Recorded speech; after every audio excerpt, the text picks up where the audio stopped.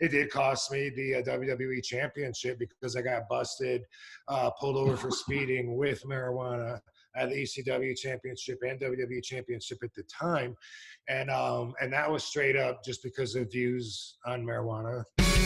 Ladies and gentlemen, The Angle proudly presents the world's most talked about pro wrestling sensation.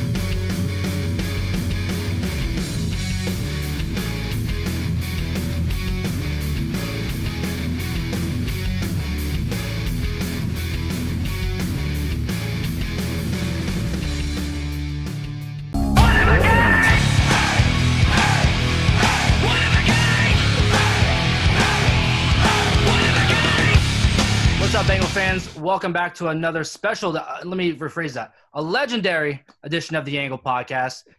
Legend is not even a word I can use. I have to say he's the whole effing show. Ladies and gentlemen, Rob Van Dam. How you doing, sir? Excellent, dude. Happy today. Awesome. Welcome. You're one of the only guests I've had in my house during quarantine. So I appreciate that, man. Yeah. So like you said, you enjoy, being home. So this really hasn't changed much for you with whatever's going on in the world right now, huh? Yeah, it really hasn't.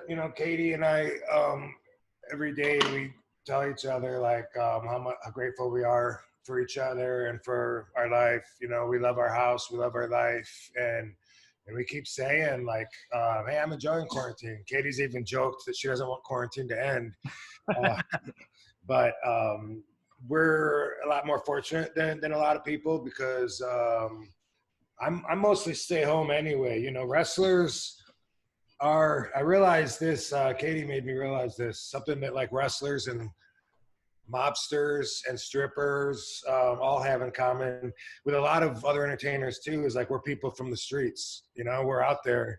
And at this point in my life though, that's such a smaller part of my life. With Impact Wrestling, I do usually 1-2 day booking a month. That's pretty awesome for me, for what I want. Sometimes it's twice, but it's sometimes I do work outside of them with wrestling, or sometimes some appearances, whatever. I mean, I keep at least as busy as I want to be. But yeah, for the regular day, man, I usually sleep in, don't wake up by an alarm clock, and when I wake up, I start working on my mind, start working on my vibration. You're on the West Coast, right? Yes, sir. Awesome. Yeah. How is it over there? I mean, I'm located in New York, but I'm in Florida right now. So between New York and Florida, completely different. Everybody's out in Florida enjoying everything. In New York, everybody's isolated at home. So how is it over there? Yeah, I guess it's in between. It's more isolation. Last week, Kate and I went down to Las Vegas Boulevard, probably, I don't know, probably 9 at night maybe. And we just rode our bikes right down the sidewalk on the major strip because it was completely empty. And we passed very few people. And that's normally, I don't want to say it's Manhattan, but that's, it's usually filled with people shopping, eating, partying. People are staying inside. There's the people the naysayers that don't want to believe it's the right thing to do and just feel like they're being taken control of, so they fight it, But here, I live in Nevada, obviously, because the Vegas Strip, but we're spread out a lot more too, so that helps. We don't have people on top of each other like in New York City or some of the other places. So our numbers have been fairly low, but people that are out, they're taking it seriously. They're wearing the masks and gloves. I guess the gloves. I noticed the masks more, but yeah, masks, the new normal, huh? It just opened up. I don't know if it did in New York City yet, but it was just on May 9th, they decided to open up phase 1, which includes, certain businesses, restaurants, they tend to mostly food. And I don't know, it's crazy because they're allowed to occupy up to 50% of their place, sometimes 25%. I don't see how that was in their business plan to survive, Yeah. And I know Impact is still doing their tapings, right? with no crowd, obviously, but I 2 months. They did something because I saw it. Otherwise, I wouldn't know. Yeah. Yeah, they haven't tried to reach out to us but I am not someone that's on every one of their shows. I'm more expensive than a lot of the guys. And, you know, I mean, that's because I don't want to be on every single one of the shows. I've been wrestling 30 years. And so I don't know what they did, but I saw some wrestling without the crowd there. And so I know that they've done some tapings. And I talked to them 2 or 3 weeks ago and said, hey, you know, what's it looking like? When do you think, you know, we're planning on getting back? And he said, the office said that at that time, that was like 2 weeks ago, they said they were hoping by the end of May to start, you know, taping some stuff. But, you know, everything that you hear, you can't take it, you know, as Exactly. it's not Changing. in stone. You take it and then you say, oh, okay, we'll see. Of course. We'll see. The word of the day is unprecedented. There you go. Unprecedented. Do Now, it, I know we you're do a shot every time we hear it. We do a shot every time we hear it. Awesome.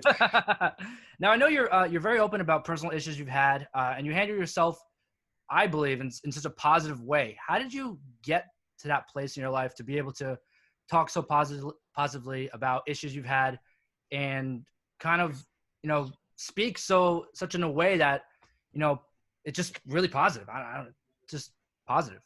Well, I mean, it's from feedback, you know, like when I start learning that me talking about my life helps other people, you know. When I made the documentary Headstrong, Of course. covered, you know, the deepest valley of my life. You know, I started the movie like right when I was coming out of this hole that everything kind of fell apart on me at the same time, you know, and I had a camera and we documented it. And then I wanted people to see the movie because I thought it was really good, had good information, but the feedback made me realize that people are inspired by just saying that they can relate to me. Like they look at me like I'm a superhero or a character, and they don't realize that I'm a real person too. We all are. And so by sharing that, I had so many people come forward and say, oh my God, you know, like I've been depressed and I was afraid to talk about it, you know, and stuff like that is what made me really open up and say, shit, you know, I mean, I'm as honest as it comes. I'm the most honest person that I know. And I've been saying that for years. And if I can, you know, just share experiences that I've had and it's able to help other people, that's awesome. I don't even have to make shit up, you know? Yeah. I watched the Headstrong documentary. Really incredible stuff. Thank you. How did you, because I know you started with, you wanted to originally do the comedy. It was about a comedy and it kind of just changed to other things. So could you elaborate a little bit for people who haven't watched it yet, how that kind of came about? Sure. So one thing that I do sometimes is stand-up comedy. I enjoy it. At the time in 2016, I thought that maybe I would do more of that because I was looking at moving from LA to Nevada. I have a lot of connections in Las Vegas. But it's something I enjoy. I guess as an artist, I like to write and then I like to get up there and I like to deliver and connect with the audience like that, you know, have them laugh when I wanted them to and whatever. But I enjoy it. But it's not something that, like, normal people can't understand enjoying different things without throwing yourself into it 100%. Like, so many people tell me, you know, like, hey, so how's that comedy working out for you? And I'm like, what do you mean, how's it working out for me? You know, like I haven't done it in a while, but I mean, I could go up any night without quarantine and I have invites on stages and stuff. But I realized I really would rather stay home than go out, you know, like I prefer a day off to a day on. So I don't do it as much as I thought that I would. But anyway, sometimes Tom Garland, who's a friend of mine, managed my comedy. And also he's a comedian. He met me. He said, hey, we should go on tour. You know, if I put like 8-9 shows together, you know, maybe you can make a little money and then, you know, I'll drive you around, whatever. We did a few of those. And one time he said, hey, let's bring a camera. I got a friend, Joe. He's a movie maker. He can record the road trip, you know, and we'll just make a documentary out of it. So that was the idea. So at first it might've just been a really small project. Maybe it would have been on YouTube just to show me being on the road, interacting with fans. I don't know.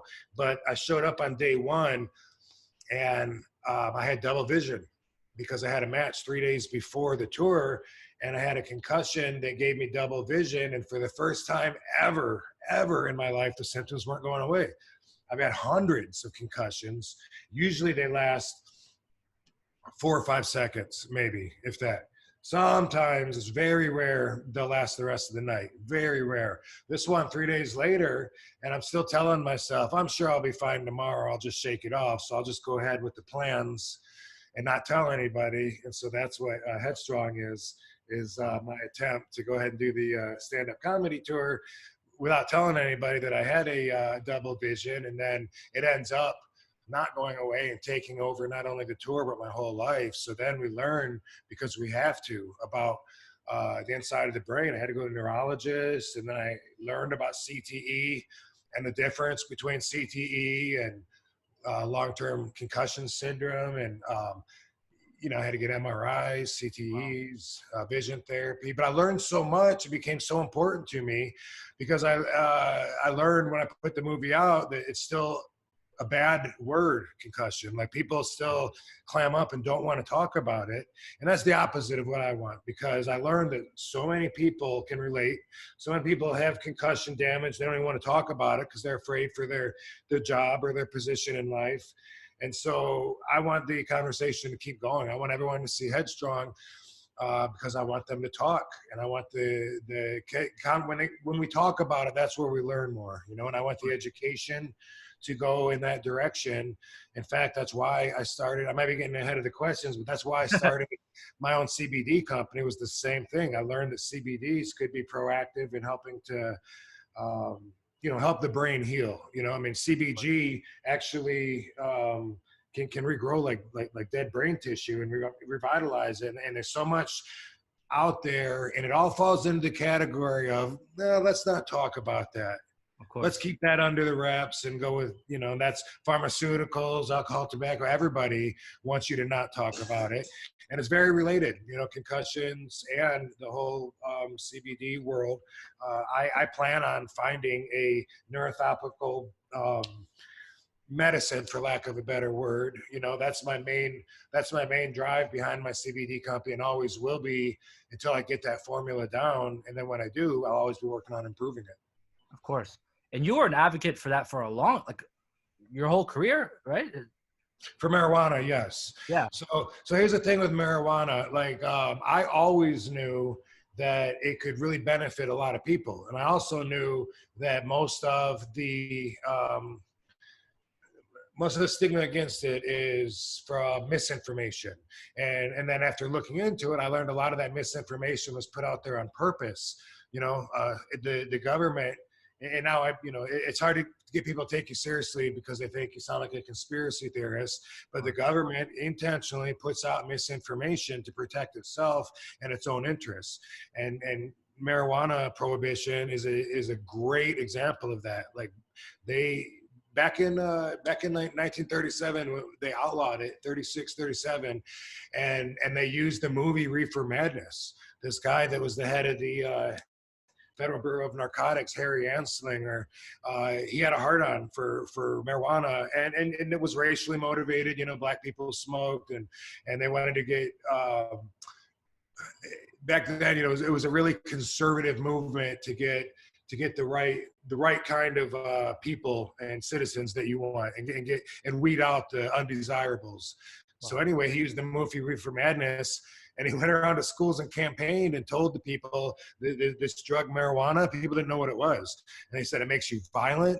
It's turning kids into murderers, and kids in school, as soon as they get on it, it's instantly addictive and everyone goes nuts. And I mean, you can see the movie Reefer Madness. That was actually used as a campaign material to prohibit cannabis way back in the day. So I always knew that I knew something that other people, if they were interested enough to learn, could benefit from. So I was always on that. And I saw sick people that were denied cannabis when I knew it would help them so much. And all the reasons were not good. All the reasons were just because the rich need to get richer. And that's always what it was. So it's always been illegal to study marijuana. And that's why we know so little about it. But now that it's getting legalized in different states, and we have I think 33 states that have medicinal programs. It's like people are looking at it a little more. Most of the studies are done privately or whatever, but now all of a sudden we learn it's not just about THC. Now we got CBD, and it can mimic a lot of the effects of THC, but not the undesirable effects that we don't want. And it can do better things. And there's CBG and CBN, and like there's so much. There's over 100 components to the marijuana plant. We've always only looked at THC until now. So we're going to learn a whole lot about being able to get the benefits we want in the right way. And it's really going to improve the whole health situation when we utilize it. Of course. And that's incredible. Like I said, bringing positivity to every situation. Was there any stigma within the wrestling industry regarding marijuana?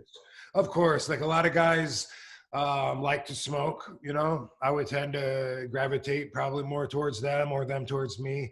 And, you know, there's guys that they used to like to just do coke, and they would like hang out together, you know, and guys that just do a bunch of muscle relaxers. And I would say that everyone has a stigma against each other. It's like everyone believes in society too. Everyone believes that their drug of choice is right and everyone else's is wrong. You know, people all the time will say drugs are bad, but they take aspirin, or they, you know, when they go to the dentist, they're getting pain. You know, try and have a baby without being medicated. If you really believe that, go have surgery without being numbed. If you think drugs are bad, if you just want to, you know, sum it up like that.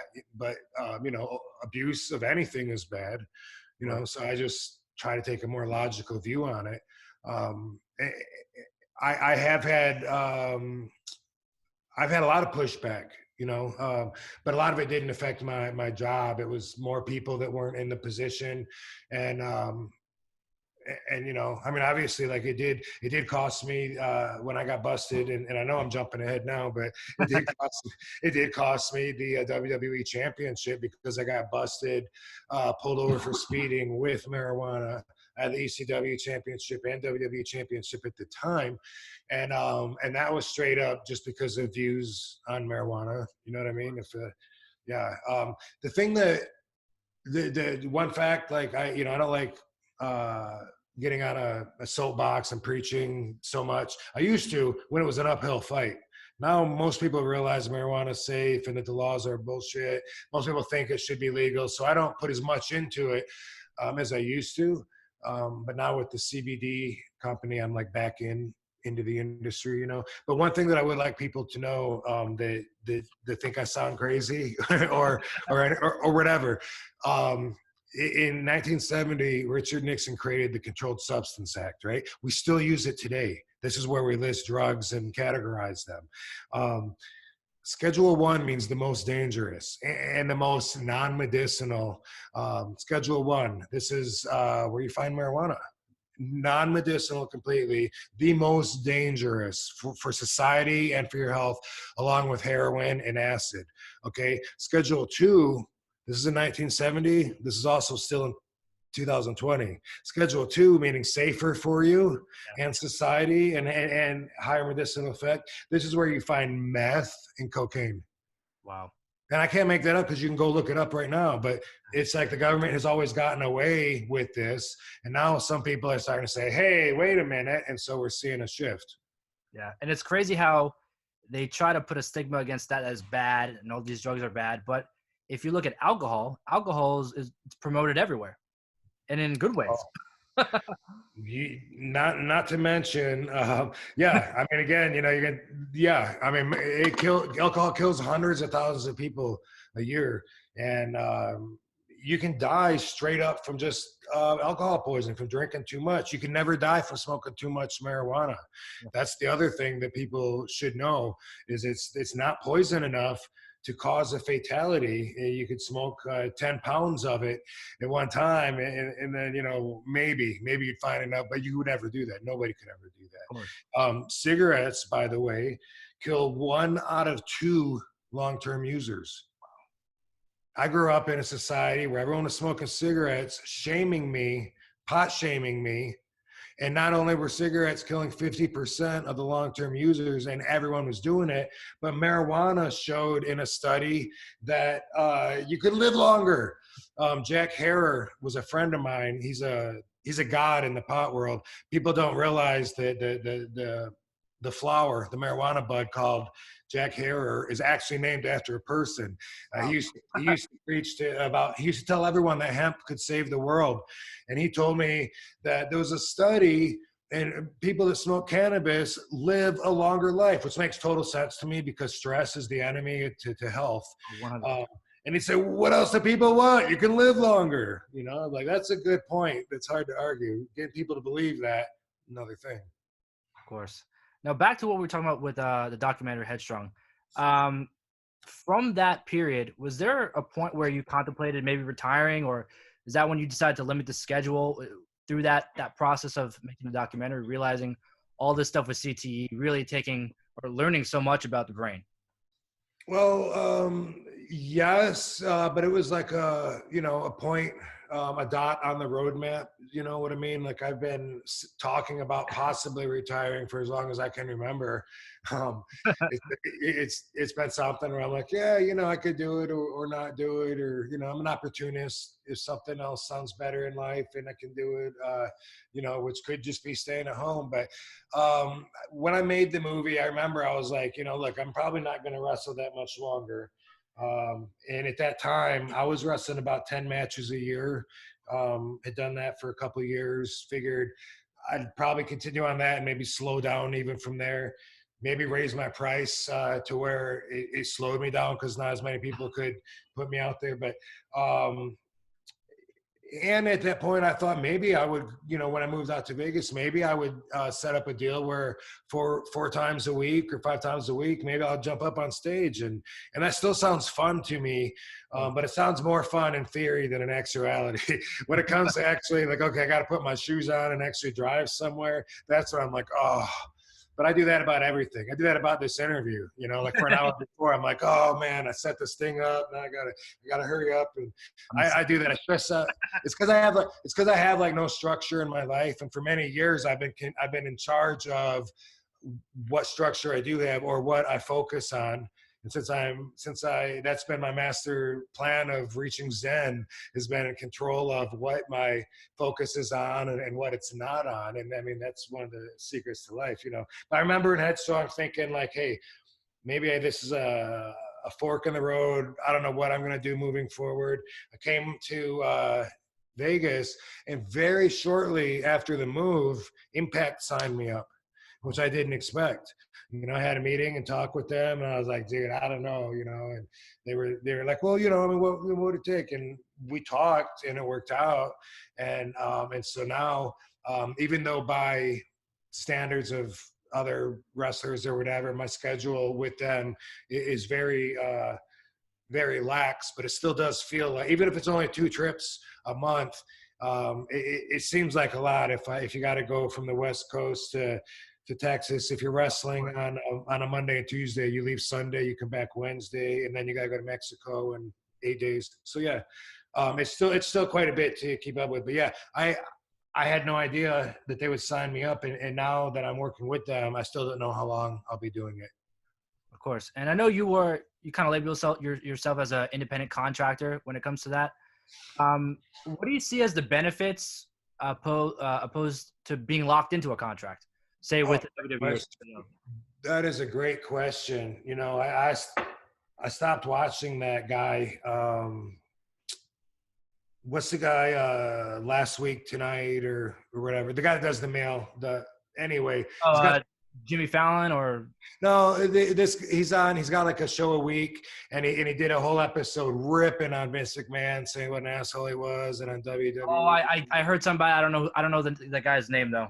Yeah, I can't think. Usually I know his name, but anyway, I was probably one of the fewer, probably most people probably loved that because people were asking me afterwards in interviews for a long time, like, man, is it really like that? There's no insurance for you. So great question. I hated everything that he said and disagreed with it. I love being an independent contractor, every wrestler is. You're an independent contractor, but you agree to each deal as you make it. Okay. So with WWE, you're making maybe a 3-year deal. But it's not any different than a guy saying, hey, I'm going to come and paint your house and it's going to take me 6 months. Like, you work out all the details with that guy. If you don't want him to paint anybody else's house while he's working on yours, you make that part of the deal. If you want him to wear certain clothes when he's painting your house, you know what I mean? Like, every little detail is there to be negotiated. Yeah. All that stuff. Insurance. Yeah. So hey, boom. I'm working with them for 3 years. I'm holding up my end. This is what I said I would agree to. They're holding up to their end. I ask people this all the time. Would you rather get paid X amount and I'll handle your insurance? Or would you rather get X amount and you take care of your own insurance? Wow. I've never had anybody answer that a different way. Everyone says, oh, I'd rather have my insurance. I prefer it that way. I prefer being in charge of everywhere where my money goes, paying my own taxes instead of having it, I mean, if I was an employee, they would hold part of it, right? For normal people, contractors or people that aren't individual, when tax time comes around, they say, yay, maybe I'll be getting some money back, because they think about all the money that's been held. But for us, it's like, oh, fuck, taxes. I got to figure out what I owe. It's the opposite. Unless you've been making payments yourself all along, in which case you just figure, okay, which way is it going to go?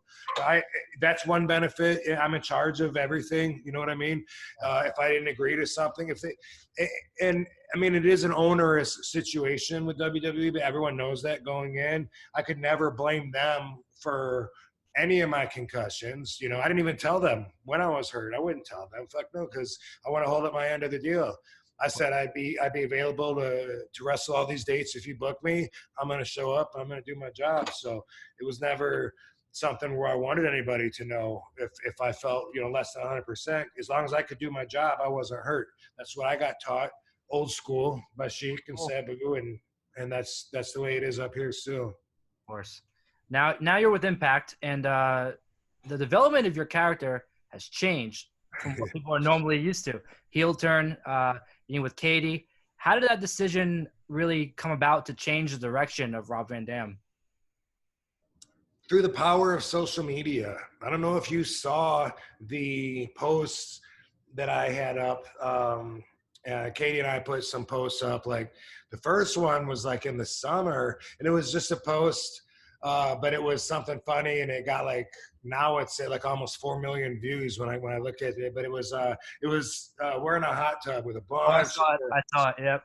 Yeah, that started people talking and stuff, and it wasn't meant to to be a business move at all. Right. They asked me one time, hey, what do you think about turning heel? And it didn't immediately sound like a good idea. I'm like, why change now? You know what I mean? I've been babyface for so long, and people that, that look up to me, I don't want to turn my back on them. And, but I thought about it and thought it would be fun. Katie and I were going to be working together, which was a huge plus for me. I mean, that's awesome. As far as Impact, the way they treat me, like I said, we worked out the business end. The schedule is very favorable. Now Katie and I, work together, and we're around each other all the time, because that's usually a drawback when you go on the road. If you like your family, if you don't like your family, then it can be a plus. But so I don't know. I thought about it and thought it could be fun, because it's fun to clap back at asshole fans, even if everybody loves you, there's always going to be some people that want to write some negative shit on social media. And it's fun if you have a funny response and you're inspired to do so, it's fun. And usually I would do that anyway, even as a baby face, I'd hit him back, but now I can have a little more fun with that. A lot of times it's just to get my response. They'll say, no, I was just joking, bro. Big fan. Thanks for hitting me back. But we posted some more pictures, and it was just, Katie, she's got her Instagram. She's on all day, and she has her OnlyFans, and she's always posting pictures and doing photo shoots and stuff like that. So that's really just kind of part of our life. Sometimes in our yard, it's our backyard is loaded with models. You know what I mean? Yeah. Sometimes they have clothes on, sometimes maybe not, and there's photos and it's just like we posted a few of us with our girlfriend Jennifer, and then I don't know, somebody told me. Dreamer told me that one of the guys in the office, who I won't name, was talking to him and said, "Damn, he's got 2 girlfriends. What a heel, huh?" And Dreamer said, "No, that makes him a babyface. Everybody would like to have 2 beautiful girlfriends. What makes him a heel is if he rubs it in everyone's faces and he's a dick about it." And I don't know, the guy was a writer, and somehow, you know, they decided that they wanted to present me and Katie as a package, and then we're just being ourselves. It's so funny to read comments when somebody will say that it feels forced to them and this whole new RVD, because really it's just sharing more of the real me, you know, with the professional world. And like a lot of times when you see Katie and I doing interviews together, we are making out like through the whole thing. I saw you guys. You guys were for Impact tapings in New York in, I believe, November. And you did I think it was a no DQ match with Dreamer. And the whole show, man, just amazing. That was my first time ever seeing you live. And cool. Crazy stuff, man. Awesome. Thank you. Yeah. Yeah, I mean, I enjoy performing, and I say that in Headstrong too. You know, the time when I'm in the ring, showing off with the fans, that's a lot of fun. But I mean, I don't look forward to it. You know, like it's not like everybody else wants it more than I do, and I'm always tired. Like I'm always the one in the dressing room, like, man, I can't wait to be done tonight. Be back in the hotel. Maybe drinking a beer at the bar. My body feels stiff, whatever. And you can see everyone else is so excited. They can't wait to get out there and show what they have. I don't have a big part of that in me anymore. I feel like I've showed it, you know. Yeah. Sometimes I get a little inspired, you know, like right now it's been a while, several weeks since I've had a match. So I'm not dreading it, you know, when I get back in, and I feel a little bit of inspiration, you know, like, yeah, body feels a little better after resting, you know, could bring back some moves I haven't seen myself do in 10 years, maybe. Like these thoughts go through my head, maybe some that I haven't seen done yet. But then at the same time, you know, I'm all about business, and that really has been the main drive since at least 2006. Of course, gotta work smarter, not harder. Before that, it really was a lot about the art, and in ECW, you know, I was having a blast, you know, just developing, you know, seeing yourself and everybody else grow, you know, and all of that was like such a positive experience. But also part of being that guy was being hungry, and I don't want to be hungry again. But yeah, you know, that was part of the drive that makes you fight harder because you are hungry. And so, you know, I'm glad I'm not hungry. Now, I know you've been everywhere, or almost everywhere. ECW, WWE, Independent Circuit, Impact. Do you have a favorite period of RVD that you really, you know, that's your favorite, I don't know, period, I guess. That's the proper way to say it. I can only think of answering that question from different perspectives. You know, ECW was the most fun that I had in the business. WWE, I made the most amount of money. I also worked my balls off the most, way harder than anywhere else. You know the deal. You're on the road 300 days a year plus. Yeah. Most of your days off are spent getting home or getting back out on the road or doing media. It's really a lot of hard work. Now in Impact, I had like at that point when I was with Impact back in 2010, I was like mentally, I was like, this is the best deal that I've had. The most amount of compensation for the least amount of work. Boom, this is great. We were doing back-to-back tapings like on a Monday and Tuesday, and then we'd be off for 2 weeks, and it was all in Orlando. I was going to the same place, one trip every 2 weeks for 2 days. It was awesome. Now I'm in Impact again, and my schedule isn't much harder than that. You know, I'm not going to the exact same place, if you really want to break down the factors and you're used to that world, but it's still, and I can between me and you, I'm making way more money than I was back then. And I always have, like, people think that they would consider me maybe at my peak back when I was in WWE. But I'll break it down to you like this, like, without getting too specific. When I was on top, ECW championship, WWE championship, and I was doing the ECW shows, working against Big Show every night. What the lowest amount they paid me during that time, I make 30 times that in a match now. Wow. Isn't that hard to believe? But I mean, it's like, even before I went to WWE, I was making 10 times what they paid me on their first match. I went to JR. I said, I don't work for this. I said, I'm going to go broke. My lifestyle doesn't permit this. I was doing better not being here. And he was like, well, be patient. You know, I mean, it takes a while. I said, okay, if it's going to be like that, I said, I got to hit you up for a loan. Yeah. I swear to God, in my meeting with JR, I was like, I need a loan from the company to float me until I'm making more money then, because I have bills. My lifestyle doesn't belong to someone that you pay like this.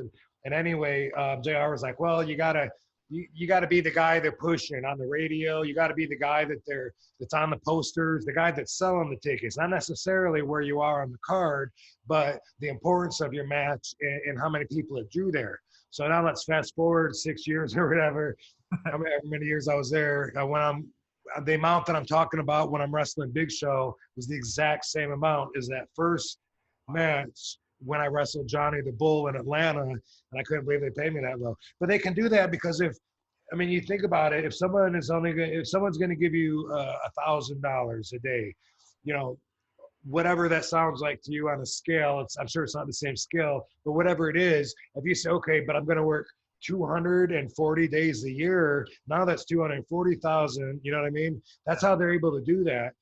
And then you got merchandise, and used to be pay-per-view bonuses. I don't even know if they're doing that now. But anyway, that's just sharing some insight. Like, people, like when Cody Rhodes left WWE, people were going, oh my God, he does better outside of WWE. I've always done better outside of WWE. I made more in 1 year by wrestling, you know, I don't know how many, 10 times more or 100 times more, I don't know. But so I got to look at it perspective, you know. And when I look at it personally, every time I look back at an earlier version of RVD, I hate him. I just feel like I'm always improving upon myself so much as a person, which most of that is spiritually. You know, we got body, mind, and spirit. A lot of people don't bother working on their spirit. And I don't think I bothered until I left WWE the first time and started becoming really spiritual and getting into the whole positive energy and vibes.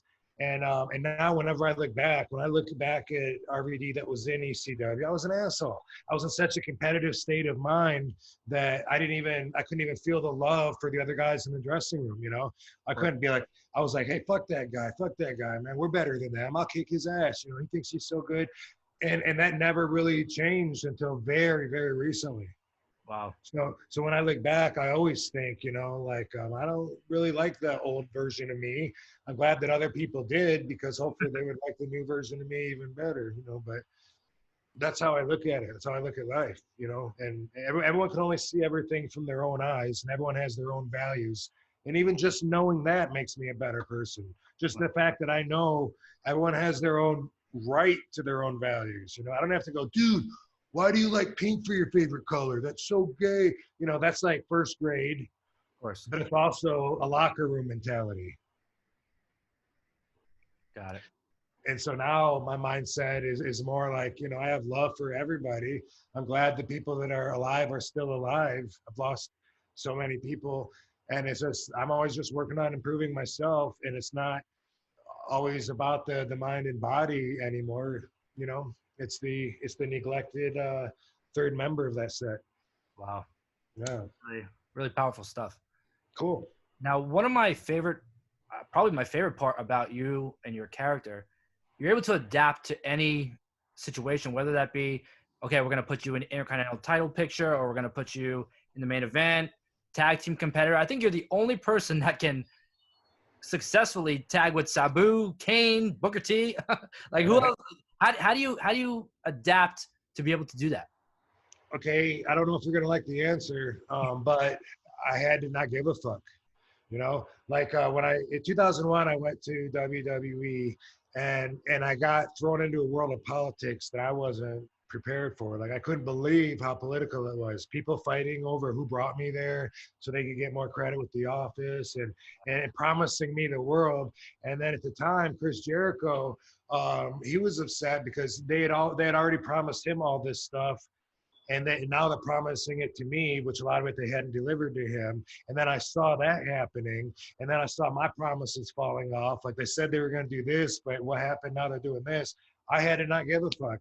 It was either really, really care, which truly is how you get ahead. Like someone like Chris Jericho, obviously, he really cares. You know what I mean? Yeah. You have to, you know, and you have to an extent to be where I'm at too. But as far as that stuff goes, with my values and my priorities, I ended up saying that's not the part that really matters. You know, I don't have as much control over them doing. If I think what they're doing with me is really stupid, then I would voice my opinion. But now when I look back, even then my perspective wasn't mature enough to know, you know, like some of the calls that I made might not be the same now, on what I would do, what I wouldn't do.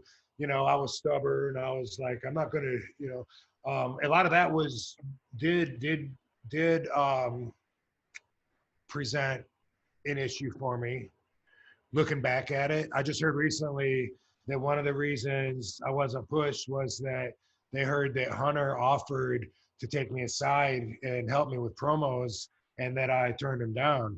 And I was like, I think that did happen. And the more I think about it, I totally remember that happening. I never thought about that probably in the last I don't know, you know, 8 or 9 years, but I totally remember that happening, and I didn't even realize it was that significant of a thing. But I remember totally feeling like, man, fuck him. I just thought he was like another wrestler, you know, and I was just like, man, I'm gonna get there on my own, man. I don't want him pulling me aside, and then I could say he can say I'm one of his boys, but really that is the way that it works. And I was so stubborn. I always said I'll be happy getting as high as I can get, no pun intended, with my own tools that I have, you know, like I always felt like I'm never going to break down and say, you know what, I wish I would have sucked a dick. I would have got further. You know what I mean? I'm never going to be that guy. Yeah. So when people say, you know, you wouldn't have dropped the championship with the weed, whatever. It's like, I got where I got being who I am. You can never change the past. You know, this is my path. We're all on our paths. Mine's a pretty interesting one. Of course. Yeah. And I know this is probably a question you get all the time. The Hall of Fame. I believe it's inevitable for you. Being one of the most, I think, versatile and unique stars. I mean, this business service, you've done everything. What are your thoughts on the Hall of Fame, and really who would you pick to induct you? Well, obviously it would be an honor, you know, if I was inducted. That would be an honor. I don't know if I have any expectations. I could see it going either way, you know, because of the politics, you know. I mean, if it was just up to the fans, then I think that would be a complete different.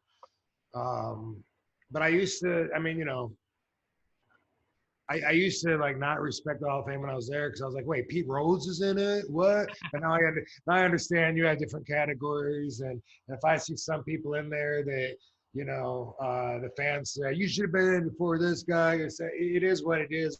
And that's, you know, really what the Hall of Fame is WWE's trophy room of presenting who they want to showcase behind the glass, you know, for that exhibition. So I would imagine that if I have any heat in the office, that is going to be a factor, you know, because if I have heat, it's going to be with someone that makes decisions. And I don't blame them, whatever. But you know, I'm in with Vince though. You know, as long as Vince loves me, then because there's nothing that I want from them, so I don't. You know, it's not a problem. and I keep up with Vince enough to know, and I have a relationship with Vince in my own mind now, just because I respect him and I'm so glad to know him and that he's alive. He's like a treasure. And when I was there, I wasn't mature enough to handle a relationship like that. It was more like trying to talk to somebody that spoke a different language, because I was just like, well, he's intimidating, and also, what am I going to talk about? Like I'm trying to look for the exit door to go out to my car to smoke a joint. He wants to know what I think about working a program with so and so. Like, what? Sure. You know, but maybe, maybe someday I'll be in the Hall of Fame. Maybe it'll be, but also another factor I think probably would be, if I'm working for Impact, how are they going to throw me in there?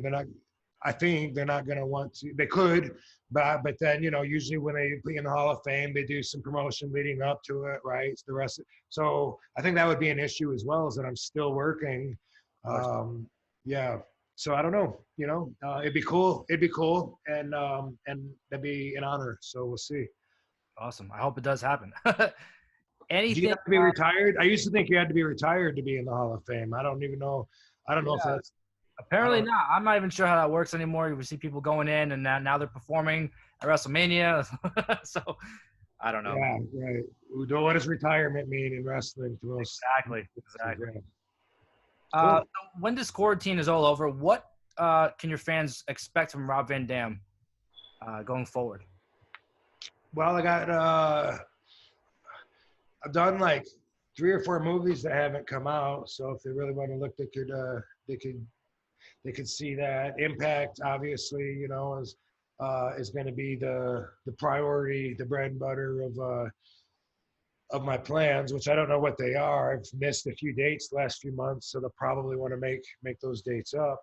I really am going to be putting a lot more time into the CBD, RVD CBD. Like it's amazing how much positive feedback I get from that. Like sometimes I post some of the responses, but there's so many and they got to cut them or whatever. But people tell me that that it's helped their lives so much that they've tried other CBDs and they didn't get any results, and they tried mine, and it makes them feel great. The pain's gone away, which makes sense because I amped mine up to 3,000 milligrams of CBD in a 4-ounce jar, which when you compare, a lot of people have 500 milligrams, maybe 1,000, but that makes sense to me. I figured some of us need more CBDs, and from the results responses I'm getting, it was a good call. I have 3,000 milligrams in my tincture as well.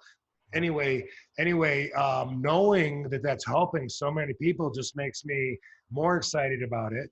I'm always there's a million new products on the table that I'll be introducing, waiting for contracts to be signed with a bunch of different partners on everything, CBD gummies, CBD vape pens, CBD flower, also the whole THC line, which is licensed state by state. So then there's somebody in California, someone else in Nevada, someone in Oklahoma, et cetera. So I'm really going to be spending a lot of time with that. And that market's going to be booming anyway. So I think that's what you can expect is I might be smoking when I'm doing interviews because I'm interjected into that world again now. Not that I ever was completely out of it, but I really put a lot more energy into it back in the day when I thought people got to know, people got to know about marijuana. These are lies. And now I'm back in again. And I find that the cannabis world is grateful for all the advocating that I did back in the day, and it's great. The longer, when you're a legend like RVD and you've been doing this 30 years, you meet a lot of people that tell you that they structured their lives in a certain way based on decisions off of watching me or something I said or whatever. And dude, that's like the biggest reward of all. Wow. And for anyone who wants to see Headstrong, where could they find that at? Headstrong is on Amazon. You can also see it on Fight Network. It's also available on DVD. in different stores, Target, Walmart, whatever. But you can go to Amazon right now, and I want you to. It has a lot of other wrestlers in it. Besides the comedy shows, I went to this wrestling convention, the big event in New York, and so there's a lot of cameos in it, and Tommy Dreamer's in it quite a bit, and I watched The Dark Side of the Ring recently, and they're talking about Chris Benoit's brain. They started getting into the CTE conversation. I feel like Headstrong is definitely something to put into that category if you want to learn more about CTE in the brain and from my personal results. So, and RVDCBD at RVDCBD.com. Follow on RVDCBD on Instagram, and let me know what you think about the product and also the movie Headstrong. Reviews are where it's at nowadays, I'm learning. And that's how I find out. Yep. Rob, man, I appreciate you taking the time to do this. It's an honor just to be able to talk to you. I remember when I was a kid, we used to have competitions on my trampoline to who could do the highest 5-star frog splash. I always won, I have to say. I always won. Oh, nice. Still the best to do it, no matter how many people try to replicate it or change its name. I know there's like a 6 something or something like that, man. Willie Mack. Willie Mack. Another guy wanting to be RVD. Yeah, thanks, dude. I enjoyed it. Awesome, man. If we could just hit an RVD pose for the thumbnail. Just a pose, easy. Yeah, there we go, man. Thanks, man. I really appreciate it. Awesome, cool. Right on, dude. Have a great day. Thanks, you too, man. Stay safe. All right, cool.